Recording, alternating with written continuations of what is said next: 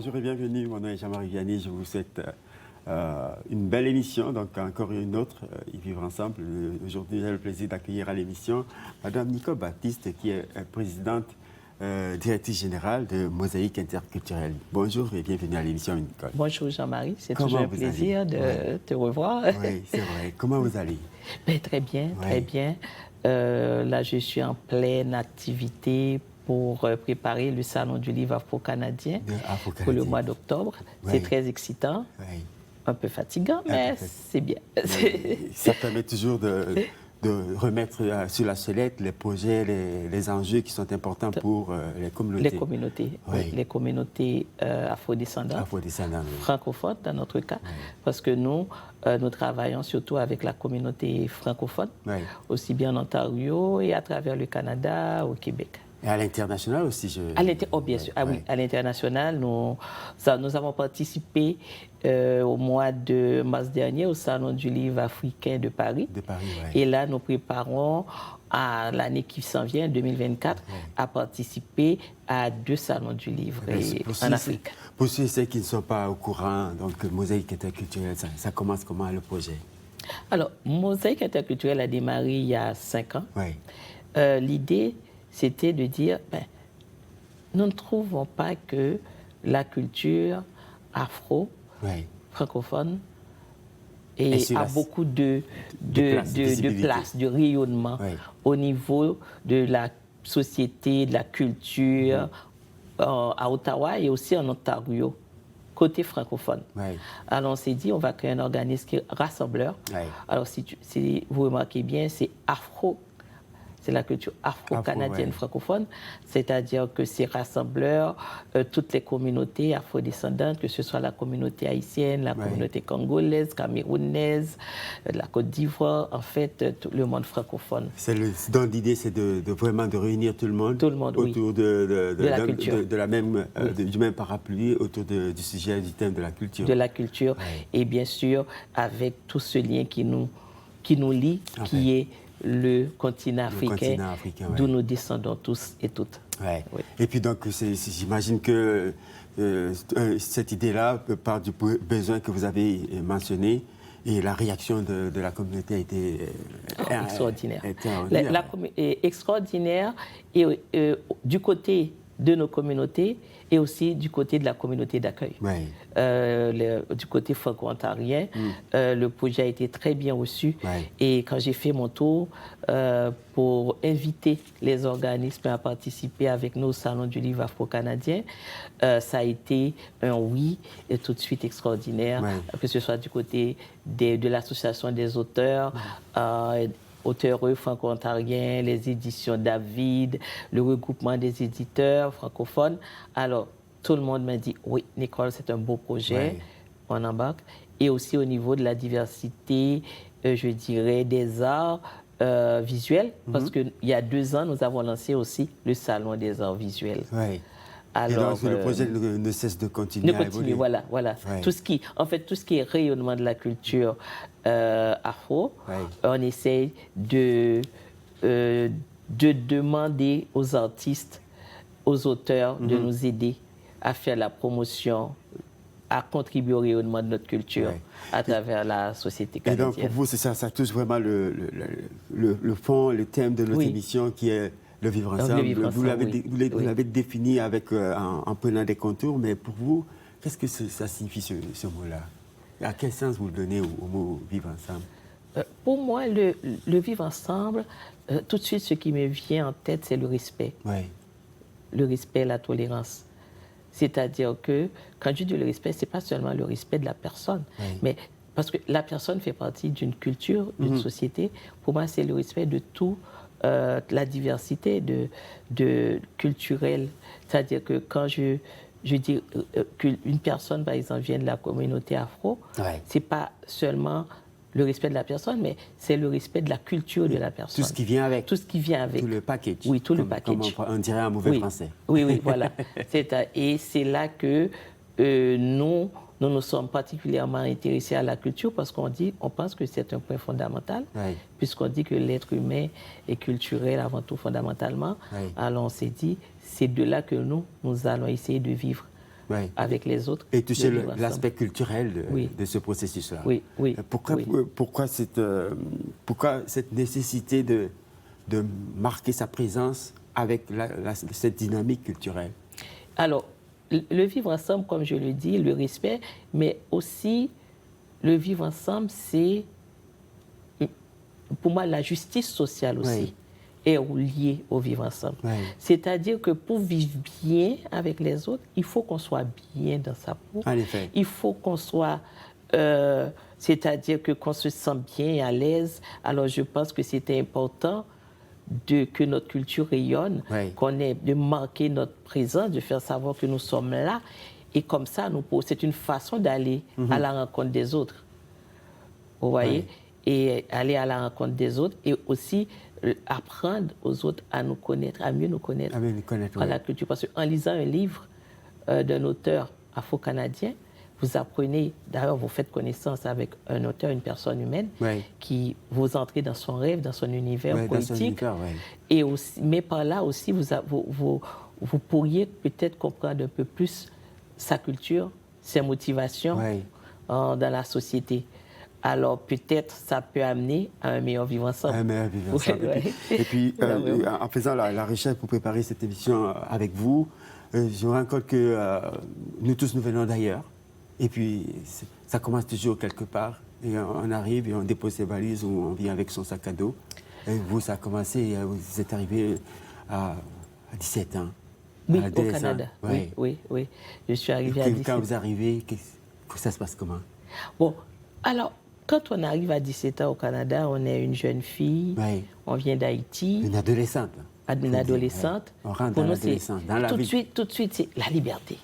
La liberté, parce que là, vous savez, dans les cultures plutôt traditionnelles, la vie d'une ado est très réglementée, côté social. À ça, il faut faire attention. Alors, quand on est au Canada, c'est la liberté, on peut sortir, on peut aller en boîte. Alors, on découvre le monde. On découvre le monde. Et, moi, j'avais déjà une certaine conscience sociale et culturelle avant même de laisser Haïti. Et c'est à Montréal que vous êtes à Montréal, ça m'a permis... La grande ville. Oui, la grande ville, ça m'a permis de rencontrer d'autres personnes, d'autres cultures, puis d'échanger, puis d'évoluer, d'aller, comme je dis, à la rencontre des autres, de vivre ensemble, par exemple. À Montréal, on rencontre toutes les cultures. On est au cégep, au collège, et on rencontre des personnes de partout dans le monde. Une petite anecdote, des anecdotes, un choc, quelque chose qui vous marque l'esprit de cette arrivée-là, de toute votre vie actuelle, vous la traînez, vous dites « Ah, ça, c'est un marqueur déterminant de ma rentrée ou mon arrivée à Montréal ». Ce qui m'a marqué à Montréal, c'est quand je suis arrivée après le secondaire. J'ai fait mon secondaire 5 ici, puis j'arrive au cégep. Le secondaire 5, on est plutôt c'est une école secondaire très québécoise, avec beaucoup de personnes de la société d'accueil. Mais une fois arrivé au cégep, c'est vraiment les Nations Unies, il y a de tout le monde. Alors c'est vraiment extraordinaire comme vécu, et on apprend à connaître chaque culture à partir d'une personne. Moi, j'ai fait mes études, j'ai fait un DEC en informatique. Et puis là, on avait des personnes, quand on fait les travaux en groupe, on a des personnes de plusieurs cultures avec qui on travaille. Et on va au resto ensemble, on découvre la restauration, par exemple, à Montréal, c'est intéressant. On a la nourriture grecque, italienne, chinoise, vietnamienne. Alors, c'est vraiment intéressant, indienne, découvrir tout ça. Non, moi, j'adore découvrir les autres cultures. On se fait ces petits amis, on commence à se créer son petit univers. Ce petit univers, oui. Et puis, là aussi, j'ai rencontré des amis qui viennent du continent africain. Et j'ai encore de très bons amis qu'on connaît amis depuis 40 ans. Alors, c'est ça. Pour certains, le vivre ensemble, c'est l'intégration. Pour d'autres, il faut inclure les gens. Et vous, à quel niveau vous vous situez avec ça? inclure les gens, l'intégration, l'inclusion, c'est... Ou c'est les deux peut-être? Oui, en fait, c'est les deux. Alors, ça évolue. Ouais. Ça évolue pour moi, c'est que... Bon, pas pour moi, ça évolue tout court. Parce que ce que c'était l'intégration, l'inclusion, on ne parlait pas d'inclusion il y a peut-être 20 ans. Oui, c'est ça, c'est nouveau. Là, on parlait plutôt d'intégration. Ouais. Intégration. Maintenant, est-ce que l'intégration, assimilation, c'était tout le débat à un moment donné? Oui. Maintenant, la question, c'est comment nous pouvons prendre notre place, parce qu'il n'y a pas de manuel d'instruction. C'est-à-dire que nous arrivons, jeunes ou plus vieux, en terre d'immigration, il faut prendre sa place. Oui. Comment on le fait? Maintenant, des fois, il y a les gens autour de nous, comment les autres font. Oui. Puis par rapport à ça, on définit comment. On ne définit pas, on le fait. Oui. Maintenant, il y a comment on est reçu. Voyez? Et je dois dire que des fois, j'ai été un peu choquée, peut-être. Par quoi? En allant vers les autres. Ça doit être drôle de vous voir choquée. C'est-à-dire que... Non, ah oui. Non, mais vous n'avez pas l'air d'être choquée souvent. Souvent, non, effectivement. Mais des fois, on va vers les autres avec tout notre sourire, avec tout notre humanité. Et puis, on n'est pas nécessairement reçu. Et puis, parce que... Et là, on apprend. On apprend à prendre son temps pour aller vers les autres, à regarder, à suivre, à observer avant d'aller vers quelqu'un. C'est dommage, mais des fois, il faut le faire. Surtout quand on est de cultures différentes, et ne pas trop bousquer les gens, prendre le temps, ça permet peut-être d'établir de meilleures relations. Là, beaucoup, j'observe. Le temps permet de bâtir les ponts. Oui, d'établir les relations. Oui, parce que je suis plutôt une personne spontanée, alors ça a été un travail là. Donc, ce que je comprends avant que nous n'allions à la pause, c'est que c'est pas toujours évident que ça va se passer comme on l'a imaginé. Oui. Mais malgré Au ça, fur et à mesure, il ne faut pas baisser les bras. Non, pas du tout. Il faut continuer à avoir cette ouverture envers les autres. Oui, il faut continuer. J'ai fait aussi la connaissance de personnes formidables, de belles personnes.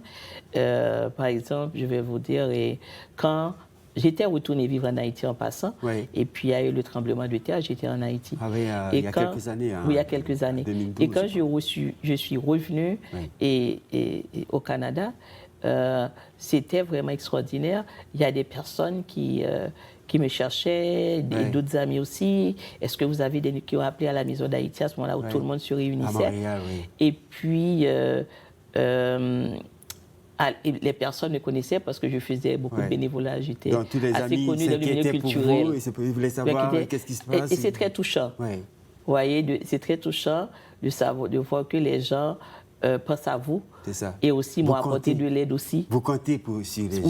Vous comptez pour les gens. Oui. Et je me souviens, j'ai une amie de la société québécoise qui a été à la maison d'Haïti, qui a appelé pour avoir des nouvelles de moi. Et c'était une amie quand on était ado. Et aussi, on s'est perdu de vue à un moment donné dans la trentaine. Oui, début de trentaine. Et puis, elle m'a cherché. Et puis, on a renoué. Puis, notre amitié a repris. C'est ça. Le séisme a permis à ce que c'était un facteur déterminant pour recommencer l'amitié, le pont qui était bâti avant. Oui, c'est des belles histoires humaines. C'est des belles histoires humaines. Avec votre permission, on va prendre une courte pause. On revient tout de suite après avec Mme Nicole Baptiste, qui est présidente, directrice fondatrice de Mosaïque Interculturelle. Ne quittez pas, on revient tout de suite.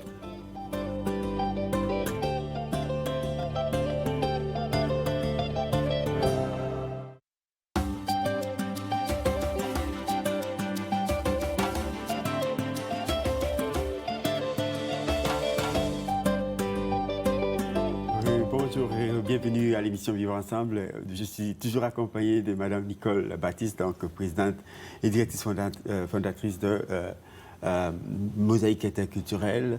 Avant d'aller à la pause, on a parlé de cette notion de vivre ensemble. Nicole, on vient avec un bagage, on vient avec son histoire personnelle, l'histoire de sa famille, l'histoire de sa culture, de son environnement, et puis on embrasse une autre culture. À ce moment, pour vous, comment ça s'est passé, tout ce processus-là? En fait, embrasser notre culture, il faut avoir cette ouverture d'être à l'écoute de la nouvelle culture, parce que des fois, les gens pensent qu'il faut laisser une culture pour aller vers une autre. C'est-à-dire qu'on peut avoir une culture plurielle, c'est-à-dire aussi bien qu'on vit sa propre culture et on embrasse aussi, on est à l'écoute, on apprend, on apprécie. Moi, j'ai appris à apprécier la culture québécoise. Ensuite, quelques années après, maintenant en Ontario, j'apprends à apprécier la culture franco-ontarienne. Et je me retrouve dans les deux en tant que francophone. J'ai appris à aimer les artistes québécois. Comme je dis toujours aux gens, quand on était en Haïti, on connaissait comme Jean-Claude seulement. Il y avait Claude Valade et Ginette Renaud. Alors maintenant, arrivé au Québec, on était en pleine révolution. Avec l'indépendance et tout. Alors, j'ai appris à apprécier des artistes que j'aime encore beaucoup. Est-ce que vous avez l'impression que ce besoin-là se fait des deux côtés ou ça se fait plus d'un côté que de l'autre? Bon, étant donné que la culture d'accueil, la société d'accueil est majoritaire, c'est sûr que nous qui arrivons, on a peut-être plus tendance, on n'a pas le choix non plus, de s'adapter pour vivre, même si c'est au travail, à l'école. D'abord, on doit s'adapter à la structure, à la structure même du pays, au règlement, etc. Et fait qu'il y a une nécessité de s'adapter. Et donc, ça doit passer par un sacré sain dialogue, quand même, une communication continue, constante, perpétuelle. Et maintenant, au niveau de la société d'accueil, ils vont apprendre aussi à connaître notre culture et tout par nous-mêmes et à partager aussi. C'est-à-dire que c'est en partageant peut-être la nourriture, autour d'un verre de bière ou de vin, etc. Et puis un café, qu'on apprend à se connaître. Et la cuisine aussi, c'est un élément rassembleur. Très, très rassembleur. La cuisine. C'est une stratégie gagnante tout le temps. Oui. Tu vois, de partager un repas multiculturel ou bien un repas de pays. On apprend à connaître, à apprécier les saveurs. C'est important. Au niveau personnel, vous êtes une maman, vous avez donné la vie. Et vous êtes parent. Et des enfants qui sont nés ici. Alors, qu'est-ce qu'on leur donne comme héritage avec la culture ambiante? Comment ça se passe? Quel conseil vous voulez donner aux parents qui sont en train de nous écouter là et qui se disent j'ai fait le même parcours et mes enfants sont nés ici, puis je suis un peu parfois, je ne sais pas quel genre à quel niveau me situer.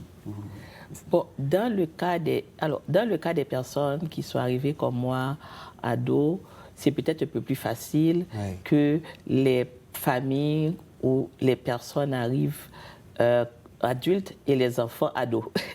En fait, c'est ce qui était le cas peut-être ma mère et moi, parce qu'on est arrivé ici ado, on a fait un parcours, on est quand même imbu des règlements, comment ça se passe à l'école, comment on va à l'université, comment on fait ci, comment on fait ça. On est imbu de la culture, on connaît un peu plus peut-être la société. L'intégration se passe différemment pour notre enfant. Parce que peut-être il y a des questions auxquelles on peut répondre. C'est peut-être un peu plus difficile pour les parents qui arrivent déjà adultes, en famille, avec des jeunes enfants ou des ados. Eux-mêmes, ils doivent apprendre à se retrouver dans la société et aussi avoir des réponses pour les enfants qui vont avoir des questions. Donc les défis sont différents, mais les réalités aussi. Je crois que ça doit être quand même assez difficile de pouvoir faire les deux, de s'intégrer.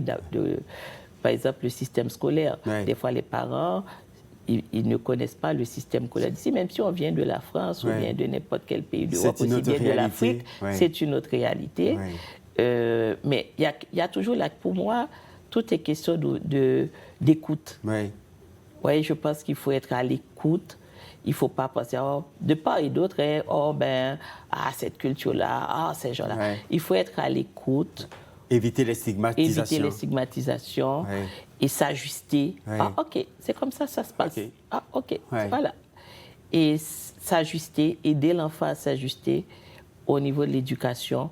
Et puis, accepter aussi que l'enfant qui évolue ici n'est pas tout à fait la même vision que nous. C'est tout à fait normal parce que dans une même culture, même de génération en génération, la vision, la vision change, la manière quand on voit l'avenir, qu'on voit le monde change dans une culture même. Alors, voir une personne qui évolue dans une autre culture, l'enfant va s'approprier la culture ambiante. Comme un poisson, va s'approprier la culture ambiante. Et moi, je ne veux pas faire la morale ou donner des... Mais je pense qu'il faut s'adapter un peu, accepter que son enfant s'adapte à une nouvelle culture. Et cette question, pour moi, fondamentale, tu sais un peu, certaines personnes parfois parlent des limites de ce vivre ensemble. Mais dans la réponse que je reçois de vous, c'est comme... C'est un processus de donner et d'en prendre un peu de donner et de perdre dans cette petite tension-là qui est comme... elle est saine, donc il faut l'observer et parfois procéder par les ajustements. On perd, on s'enrichit aussi. C'est les deux.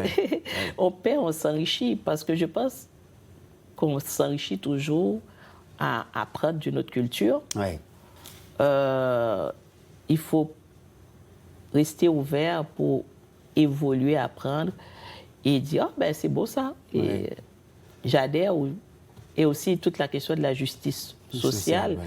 Il ne faut pas quand même nier que nous avons des défis de justice sociale de certains pays d'où nous provenons. Et voyez, et parfois on les transporte ici. Et parfois, ce sont les habitudes, parfois on a la difficulté à quitter. Ça, c'est des choses qu'il faut reconnaître aussi. Qu'il faut reconnaître aussi.